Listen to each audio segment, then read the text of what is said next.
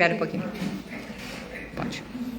Pode? Pode. Bom dia, meninas. Não sei se todos estavam aqui da última vez, no final do ano passado, quando eu fiz a palestra sobre o jejum intermitente. Mas meu nome é Maria Eduarda, eu sou nutricionista, sou especializada aqui no HC em doenças crônicas. Hoje, coincidência, é meu último dia. Então, eu já queria começar agradecendo, ao carinho de vocês, a recepção. Queria dizer que vocês trazem uma força muito grande pra gente, sem às vezes vocês nem saberem, Ali do cantinho, eu sempre escutando as histórias, a força do dia a dia. E às vezes a gente passa por tantos problemas e esquece de agradecer o que a gente está vivendo. Então eu queria parabenizar a força que vocês têm, que isso também é muito importante para a gente, os profissionais que estão aqui para acolher, vocês também acolhem a gente sem ver nem saber, tá? Então me solicitaram, no primeiro dia desse ano, uma palestra sobre o consumo de chá, que é uma bebida muito consumida pela gente. E ela parece um pouco inofensiva, mas algumas ervas elas podem fazer muito mal pra gente. Deixa eu passar. Desculpa. Então, em várias culturas, o chá é sido uma bebida tradicionalmente de grande significado, tanto cultural quanto social, Ele vem de culturas chinesas, tem uma questão social, porque está sempre em reuniões, em cafés da tarde, então tem essa questão cultural também. E ela também tem uma cultura medicinal aí. Lá, os povos antigos, eles usavam as ervas como remédio, Então, as ervas, os consumos dessas ervas começaram a partir disso, como o uso de medicamento mesmo. Pode voltar. Então, o consumo disso, desses chás, tem crescido cada vez mais. E ele pode trazer muitos benefícios para a nossa saúde, mas também lembrando que pode trazer algum risco também.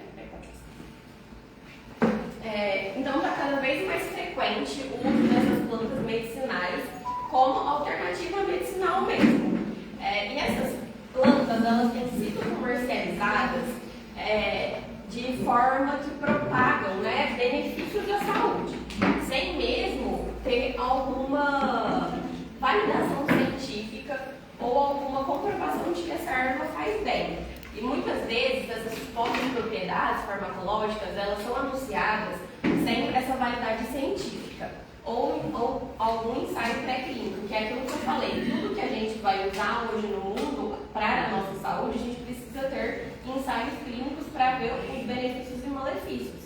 E algumas ervas, a maioria delas, não tem nenhum ensaio sobre isso. Pode passar.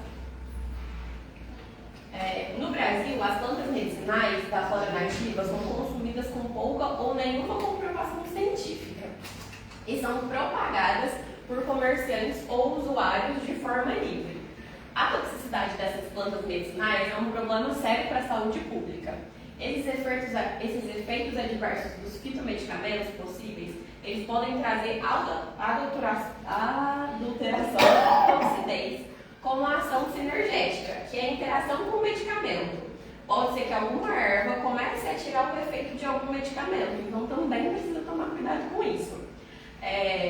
As pesquisas realizadas para a validação desse uso seguro de plantas medicinais aqui no Brasil ainda são poucas, tanto também quanto o controle da comercialização. Então também não tem uma fiscalização séria para poder trabalhar em feiras, em casas de produtos naturais, para poder verificar se as plantas, as ervas que estão sendo vendidas, elas são benéficas para a nossa saúde ou já tem algum ensaio clínico. Pode passar. E aí, então, o que pode ser essa toxicidade, O uso milenar dessas plantas de muitos anos atrás mostrou ao longo desses anos que determinadas plantas apresentam substâncias tóxicas para o nosso fígado, O ponto de vista científico dessas pesquisas mostraram que elas possuem substâncias agressivas e por essas razões devem ser utilizadas com cuidado, respeitando esses riscos toxicológicos. Componentes tóxicos ou antinutricionais como o ácido oxálico, nitrato, ácido eurícico estão presentes em muitas plantas que são de uso comercial. Diversas substâncias isoladas de vegetais consideradas medicinais possuem atividades citotóxicas ou genotóxicas que mostram relação com a incidência de tumores. Então também pode levar, né, o uso em excesso dessas ervas, a toxicidade do fígado, que pode levar a provocar algum tumor. Pode passar. E aí, aqui eu trouxe algumas ervas que têm algum possível risco. Então, por exemplo, a gente vê muito falar, faz chá do alho ou da casca do alho, então é muito comum. E aí, o que isso pode trazer? Ele pode causar náuseas, vômitos e dermatite por contato. Então, ele pode causar alergia em algum paciente, né? Outro aqui, a erva de São João, que também é uma erva muito comum. Ela pode também apresentar dermatite de contato, quanto mais pra frente eu vou falar mais um pouquinho dela. O sene, não sei se todo mundo conhece, mas ele é usado para poder soltar o intestino, né? Quem tem constipação usa. E ele é tão forte que ele pode causar desidratação e o desbalanço de eletrólitos, que são substâncias que a gente precisa para o nosso corpo. E também traz um desconforto abdominal muito grande. Ele causa muita cólica. E aí a gente tem vários outros tipos de ervas. Pode passar. Aí, eu falei também sobre a interação com medicamentos, né? Algumas ervas antidepressivas, como a erva de São João, ela pode interferir na atividade antidepressiva de remédios. Então, o uso dessa erva associado a um medicamento para depressão, ela pode tirar o efeito desse medicamento. E ela é, né, uma planta muito utilizada, como eu falei, para uso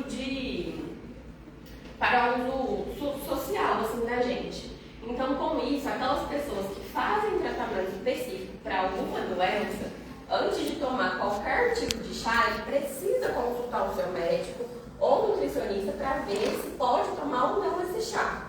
E aí, aqui, eu trouxe alguns exemplos de algumas medicações que têm interferência com a erva de São João. Então, por exemplo, a ciclosporina. Não sei se todo mundo aqui conhece, mas ela é uma medicação que é utilizada para pacientes que fazem transplante, tanto de medula, quanto de rim, quanto de fígado, para ajudar na sobrevida daquele órgão. Então, aumenta a imunossupressão para que ele pegue. E aí, o que acontece? Quando faz o uso dessa medicação e toma esse chá dessa erva, a erva diminui a ação dele, né? Então, pode levar à rejeição do transplante por conta do consumo da erva. Aqui, a mais comum é a cafeína. Acho que a maioria deve conhecer, que é um anticoagulante. Então, a gente toma para não coagular o sangue e se toma o chá junto com esse medicamento, ele vai retardar a ação dessa medicação, então ela não vai fazer efeito. A amitriptilina, que também é um remédio antidepressivo, né? Pode passar. Aí aqui tem outros tipos de medicamentos, não só a erva de São João, como outras ervas. Então, por exemplo, aqui tem uma tal de cava-cava. Ela pode levar a um efeito tão sedativo que a pessoa pode entrar em coma só por conta do consumo desse chá em excesso. Então, a gente precisa ficar muito atento às ervas que vão consumir, né? Vocês podem perceber que às vezes são um nome muito esquisito, que a gente nunca viu, tá? Por exemplo, a espinheira santa, que é algo que às vezes a gente conhece mais. Ela pode causar toxicidade ao fígado se não consumida de forma correta. Pode passar.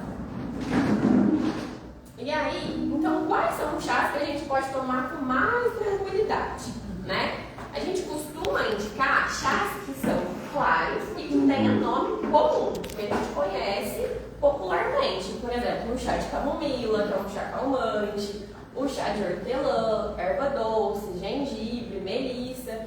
Ah, Maria Eduarda, então eu posso tomar o quanto eu quiser? Não. Como eu disse, todo tipo de chá pode ser tóxico ao nosso fígado.